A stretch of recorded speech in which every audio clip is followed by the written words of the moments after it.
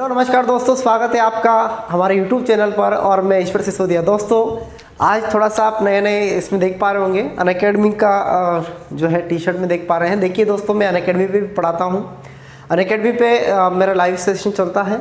अभी अनअकैडमी पर जो अनअकैडमी का लर्निंग ऐप होता है वो आप प्ले स्टोर से डाउनलोड हो जाता है। तो लर्निंग ऐप भारत का सबसे बड़ा प्लेटफॉर्म है अनअकैडमी। तो यहाँ पर क्या होता है कि जैसे लाइव सेशन चलता है तो आपको ऐप के ऊपर भी मिलता है और यूट्यूब पे भी इसकी क्लास चलती है। तो मेरी यूट्यूब पे भी फ्री क्लास चल रही है, साथ ही साथ अनअकैडमी के स्पेशल क्लास भी चलने वाली है। तो उसके बारे में आपको बाद में बताऊंगा। थोड़ा सा हम आज इसलिए आए हैं कि कुछ बच्चों की डिमांड थी, सर हिस्ट्री का आपने चलाया था, आपके यूट्यूब चैनल पर चलाया था, तो हिस्ट्री का थोड़ा सा और आगे बढ़ाओ। आपने कहा था कि मेडाइवल हिस्ट्री को पूरा कवर करवाएंगे, तो मैं इसीलिए फिर वापस कंटिन्यू कर रहा हूँ इस क्लास को, कि हम इसके साथ साथ जो है आपका ये भी चलता रहेगा। तो आपका हिस्ट्री का जो सिलेबस है अपना मेडाइवल हिस्ट्री वाला, तो वो आपका मैं पूरा करवा देता हूँ, ठीक है ना दोस्तों। तो अपना क्या है कि अभी मान लो हिस्ट्री में हमने पढ़ा था, लगभग पिछले वीडियो में आपने देखा था, पिछले अपन ने गुलाम वंश को कवर कर लिया था, यानी कि बलबन तक हमने कवर कर लिया था। बलबन के बाद केकूबाद, क्यूमर्स वगैरह ये यहाँ तक पढ़ लिया था अपन ने। तो केकूबाद को मार दिया था किसने? जलालुद्दीन ने। तो जलालुद्दीन खिलजी जब केकूबाद को मारता है तो वहीं से खिलजी वंश की स्थापना हो जाती है। मतलब आपने गुलाम वंश को पूरा पढ़ लिया होगा। गुलाम वंश को पढ़ने के बाद हम खिलजी वंश को आज पढ़ेंगे, ठीक है दोस्तों। यहाँ तक की कहानी सभी को क्लियर। अब आज हम जो पढ़ने वाले हैं वो कौन सा पढ़ने वाले हैं? खिलजी वंश के बारे में पढ़ने वाले हैं। आज का जो सेशन है बड़ा मज़ेदार होने वाला है। अगर आप थोड़ा ध्यान से पढ़ना पड़ेगा, वीडियो को पूरा देखोगे तो आपको सब समझ में आएगा, ठीक है दोस्तों। तो चलिए स्टार्ट करते हैं हम। देखिए यहाँ पर सबसे पहले हमने पढ़ा था दिल्ली सल्तनत के बारे में। तो दिल्ली सल्तनत का जो शासनकाल चलता है मैंने आपको बता दिया था। दिल्ली सल्तनत का जो शासनकाल चलता है वो चलता है कहाँ से? 1206 से लेकर 1526 तक। कहाँ से कहाँ तक चलता है दोस्तों? 1206 से लेकर 1526 तक शासन चलता है दिल्ली सल्तनत का, जिसमें भी गुलाम वंश हमने पढ़ लिया था। गुलाम वंश का चलता है 1206 से 1290 तक। और इसके बाद अपना आ जाता है कौन सा? तो यहाँ पर ध्यान देना दोस्तों, 1290 से लेकर 1320 तक। कहाँ तक? 1320 तक। 1290 से लेकर 1320 तक जो शासनकाल चलेगा वो चलेगा किसका? खिलजी वंश का, ठीक है। तो गुलाम वंश का तो हमने पढ़ लिया है। तो गुलाम वंश के बाद अब कौन सा वंश आएगा? खिलजी वंश आएगा, ठीक है। तो अब हम पढ़ेंगे किसको? खिलजी वंश को। ये खिलजी वंश का पहला शासन रहेगा हमारा। खिलजी वंश का पहला शासक रहेगा जिसका नाम रहेगा जलालुद्दीन खिलजी। जलालुद्दीन खिलजी के बारे में हम आज के सेशन में कवर करेंगे बातों को। चलिए ठीक है, अब आगे बढ़ते हैं। खिलजी वंश की अगर बात करें तो खिलजी वंश जो है, खिलजी वंश का शासनकाल चलता है 1290 से लेकर 1296 तक। तो 1290 से लेकर 1296 तक शासन चलता है किसका? खिलजी वंश का, ठीक है दोस्तों। अब थोड़ा सा मैं आपको गुलाम वंश में लेके चलता हूँ। गुलाम वंश में हमने जो पढ़ा था ना, लास्ट में क्या पढ़ा था? केकूबाद और क्यूमर्स के बाद केकूबाद आया था। तो केकूबाद ने क्या कर रखा था? इस जलालुद्दीन जो खिलजी था, तो ये जलालुद्दीन खिलजी जो था, जलालुद्दीन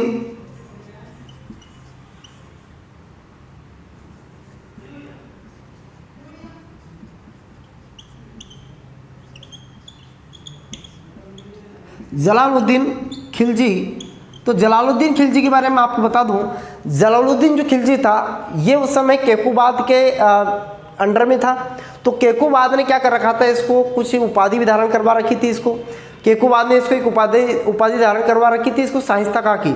इसको दोस्तों शाइस्ता खां की उपाधि भी धारण कर रखी थी इसने, मैं आपको बता देता हूँ। तो केकूबाद जो था, इस केकूबाद के खिलाफ इसने क्या किया? जलालुद्दीन खिलजी ने क्या किया? केकूबाद को क्या किया? बाद में मार दिया था। तो कहा जाता है केकूबाद को मारने के बाद ये स्वयं क्या बनना चाहा? राजा बनना चाहा। तो जलालुद्दीन खिलजी जो था ये बना था क्या? राजा। और राजा बन गया कहाँ पर? तो ध्यान देना, ये राजा बना था इसी केकूबाद के द्वारा निर्मित की गई थी एक जगह थी जिसका नाम था, एक किला था जिसको बोलते हैं हम किलखुरी। क्या बोलते हैं दोस्तों? एक जगह है, एक किला था, ये किलखुरी या किला गढ़ी भी बोलते हैं इसको। तो कहा जाता है कि इसी जलालुद्दीन खिलजी ने क्या किया? किला खुरी या किला गढ़ी में कहा जाता है कि 13 जून 1290 में, कब की बात है? 13 जून 1290 के दिन, यानी कि 13 जून के दिन क्या किया इसने? यहाँ पर कर लिया क्या? राज्याभिषेक। तो यहाँ पर राज्याभिषेक हुआ किसका? जलालुद्दीन खिलजी का। और यहीं से नींव पड़ जाती किसकी? खिलजी वंश की। तो यहाँ तक की कहानी सभी को समझ में आ गई होगी, क्योंकि गुलाम वंश का एक शासक आया है यहाँ पर। तो केकुबाद को मारा था किसने, जलालुद्दीन खिलजी ने। और मार कर क्या किया, इसके द्वारा निर्मित किला कहाँ पर, किला खुरी में, यानी कि किला गढ़ी में, वहां पर इसने क्या कर लिया, राज्याभिषेक करवा लिया अपना। कब, 13 जून 1290 को इसने क्या करवा लिया, राज्याभिषेक करवा लिया था। अब हम आगे बात करते हैं। इसको एक और उपाधि इसने धारण की थी, बाद में राजा बनने के बाद कहा जाता है कि इसने सर जहांदार की उपाधि भी धारण की थी। ठीक है, वो आगे बताऊंगा आपको। चलो आगे बढ़ते हैं। तो यहां तक की कहानी सबको क्लियर हो गई। अब हम आगे बढ़ते हैं, जलालुद्दीन खिलजी के बारे में और क्या क्या उल्लेख मिलता है, आगे सुनना ध्यान से। जलालुद्दीन खिलजी के बारे में बहुत सारा उल्लेख मिलता है। जलालुद्दीन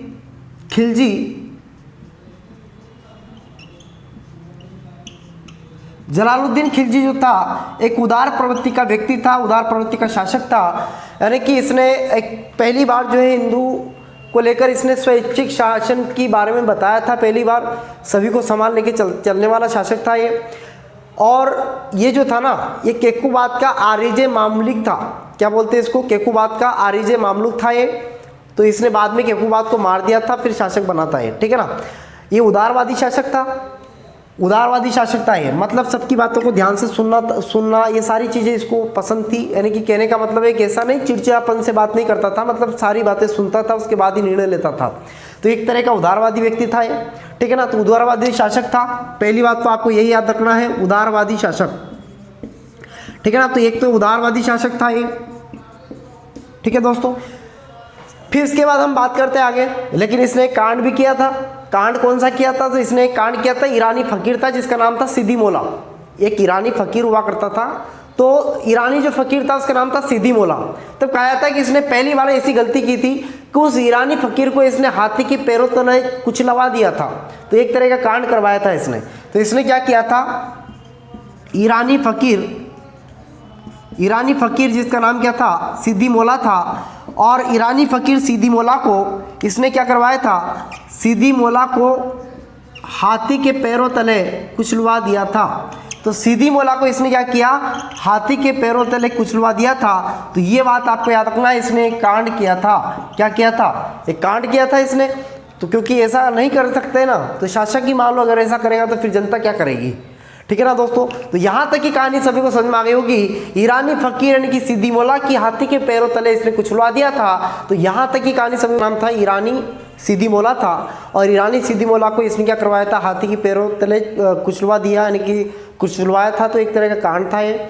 अब हम आगे बढ़ते हैं। देखिए अब इसने और क्या किया, इसी जलालुद्दीन खिलजी ने यहाँ पर एक काम और करके गया था, दीवाने वाकुफ विभाग की स्थापना करवाई थी इसने एक विभाग की स्थापना करवाई थी जिसका नाम था दीवाने ये वाकुफ। तो दीवाने ये वाकुफ की स्थापना इसने करवाई थी, एक विभाग था ये। तो इस दीवाने ये वाकुफ जो है विभाग था, उसकी स्थापना इसने करवाई थी। फिर आगे बढ़ते हैं, 1290 में इसने पहला विद्रोह करवाया था। कहाँ पर, कड़ा के ऊपर, सॉरी कड़ा मणिकपुर में जिसे हम बोलते हैं। तो इसी व्यक्ति ने क्या किया, 1290 में एक और विद्रोह करवाया। और ये विद्रोह करवाया था इसने कहाँ पर, कड़ा मणिकपुर में। तो कड़ा मणिकपुर में इसने विद्रोह करवाया, पहला विद्रोह था इसका, कड़ा मणिकपुर में इसने विद्रोह करवाया। और कहा था कि ये करवाया था किसके खिलाफ, तो ये करवाया था मलिक छज्जू के खिलाफ, मलिक छज्जू के खिलाफ। कहा था कि इसने बाद में 1290 में यहाँ से कहा था कि इसका भतीजा था जिसका नाम था अलाउद्दीन खिलजी, अलाउद्दीन खिलजी, जिसको हम बोलेंगे शॉर्ट फॉर्म में एके। क्या बोलेंगे दोस्तों, एके, है ना। तो अलाउद्दीन खिलजी जो था, इसी अलाउद्दीन खिलजी को इसने कहाँ का सूबेदार बना दिया, तो इसी अलाउद्दीन खिलजी को इसने सूबेदार बनाया था, कहाँ का, कड़ा मणिकपुर का सूबेदार बना दिया था। तो यहाँ पर आपको ध्यान देना है कि 1290 में पहला विद्रोह कहाँ पर हुआ था, कड़ा मणिकपुर में हुआ था, किसके खिलाफ हुआ था, तो यहाँ पर ध्यान देना, मलिक छज्जू के खिलाफ। और कहा जाता है कि एके को जो है कड़ा का इसने क्या करवा दिया था, सूबेदार बना दिया था। अब जो एके था ये बड़ा चालाक आदमी था, और इसकी फैमिली भी रॉयल फैमिली एक तरह की, क्योंकि ये आदमी रॉयल है और ये आदमी रॉयल है, तो इसका भतीजा भी रॉयल रहेगा, है ना। तो ध्यान देना यहाँ पर, ये शहाबुद्दीन खिलजी इसका बाप का नाम है, और इस शहाबुद्दीन खिलजी का भाई है जलालुद्दीन खिलजी। तो आपको ध्यान देना इतना। इसके पिताजी के बारे में बताया, 1266 में इसका जन्म हुआ था। चलिए आगे बढ़ते हैं। अब हम कहानी आगे देखते हैं। देखिए यहाँ पर क्या होता है, अलाउद्दीन खिलजी क्या करता है, यहाँ पर शासक तो बन जाता है, लेकिन जलालुद्दीन खिलजी तो बेचारा इधर बैठा है, लेकिन यहाँ पर कड़ा में जाके क्या करता है, अलाउद्दीन खिलजी बहुत सारी लूटपाट करता है और चोरी छुपके इसके काका को नहीं बताता है, और जितनी भी धन संपत्ति थी उसने जमा ली। कहा जाता है कि वहीं से इसके दिमाग में विचार आया शासक बनने का, खिलजी वंश का शासक बनने का दिमाग भी कहाँ से आया था, वहीं कड़ा से आया था, इसके मन में विचार आया था कि मैं भी एक दिन शासक बनूंगा। तो ये सारी कहानियाँ हुई। फिर आगे चलते हैं, इसी जलालुद्दीन खिलजी ने कहा जाता है कि 1290 में ही दूसरा अपना अभियान चलाया और ये आक्रमण किया था इसने कहाँ पर, तो रणथंबोर के ऊपर किया था। और रणथंबोर जो था ये दुर्ग बहुत ही राजस्थान का प्रसिद्ध दुर्ग है, जो कहा जाता है कि ऑलरेडी बहुत सुरक्षा थी इस दुर्ग में, क्योंकि पहाड़ियों के ऊपर बसा हुआ है, आसपास का व्यक्ति दुर्गम हिस्सा मतलब जा ही नहीं सकता वहाँ पर।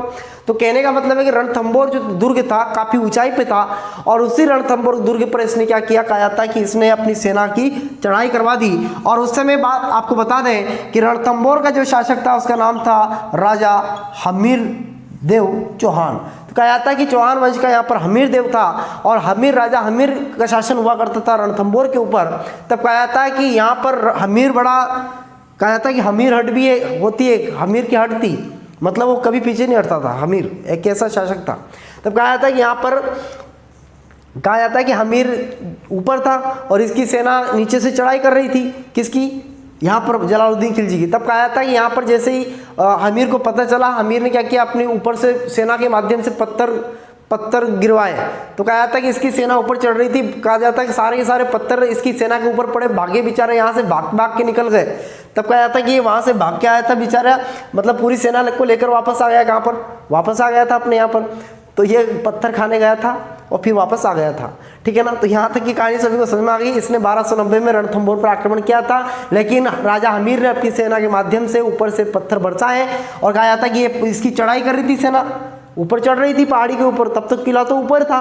तो कहा जाता है कि यहाँ पर जब चढ़ाई कर रही थी तो ऊपर से राजा हमीर की सेना ने क्या किया, पत्थर बरसाए, और यहाँ पर जैसे पत्थर बरसाए तो एक पत्थर के साथ एक सैनिक नीचे जाए, है ना। तो इस प्रकार से जो है फिर क्या हुआ, जलालुद्दीन खिलजी की सेना यहाँ से जलालुद्दीन लेके भागा और भाग के पहुँच गया कहाँ पर, वापस दिल्ली आ गया, ठीक है। तो यहाँ तक की कहानी क्लियर सभी की। अब यहाँ पर अलाउद्दीन खिलजी क्या करता है, अलाउद्दीन खिलजी ने क्या किया, यहाँ पर कड़ा का सूबेदार तो था ही है, और जितनी भी धन संपत्ति लूटपाट की इसने सारी की सारी जमा के रखी, क्योंकि इसकी योजना थी शासक बनने की। शासक बनेगा तो धन संपत्ति काम आएगी ना बाद में, इसलिए इसने सारी संपत्ति को बचा के रखा था। अब हम आगे बात करते हैं, अब हम कहानी को थोड़ा आगे बढ़ाते हैं। कहा जाता है कि इसने जलालुद्दीन खिलजी 1296 की बात है, और 1296 को यही जलालुद्दीन खिलजी, कहा जाता है कि देवगिरी जो राज्य हुआ करता था उस समय, तो देवगिरी के निकट जाता है। कहा जाता है कि उसके साथ एके भी था, यानी कि अलाउद्दीन खिलजी भी था। कहा जाता है कि यहाँ पर इसी देवगिरी में अलाउद्दीन खिलजी 19 जुलाई सन 1296 के दिन, यानी कि 19 जुलाई सन 1296 को मौका देखकर अलाउद्दीन खिलजी अपने काका जलालुद्दीन खिलजी की हत्या कर देता है, और हत्या करने के बाद यहाँ पर जलालुद्दीन खिलजी समाप्त हो जाता है।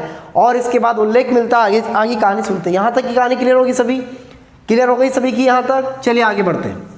तो 19 जुलाई सन 1296 को यहाँ पर देवगिरी प्रांत में ही क्या हो जाता है, यहाँ पर अलाउद्दीन खिलजी अपने काका जलालुद्दीन खिलजी की क्या कर देता है, हत्या कर देता है। और हत्या करने के बाद यहाँ पर जलालुद्दीन खिलजी का खेल खत्म हो जाता है। अब इसके बाद की कहानी आगे सुनना।